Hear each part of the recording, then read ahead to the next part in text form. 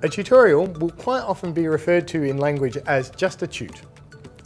And is a class where you have a smaller group of people, the tutor will be expecting more interaction during that class. If you have questions about the material that you've been covering at that point in the course, you can actually ask the tutor about those.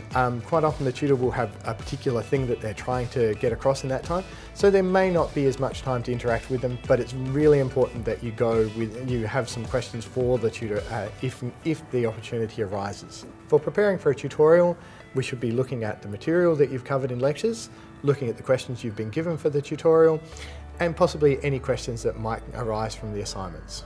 You'll be told at the beginning of the course whether you'll be expected to hand stuff up for tutorials.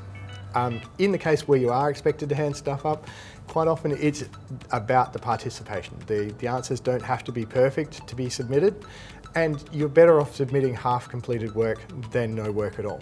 Tutorials are one of those places where they can be run very differently depending on the tutor, and we should be aware that the tutor will quite often explain what they're going to do in the first tutorial. So a tutor will sometimes like to run the tut where you do your own work, you work on the problems, and they come around and talk to you individually and or in small groups and actually help you with what you're finding difficult.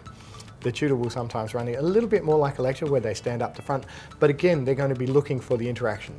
Personally, as a tutor, I really like students to come prepared with a few questions because answering the students' questions gave me a direction for the information I was given.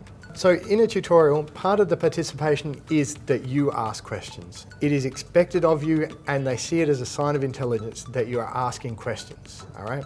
So be brave. Be the person who asks the questions, because it will be, if no one else, you will be the one having your questions answered, and you will get the most from the tutorial by being active and talking about the things you don't understand.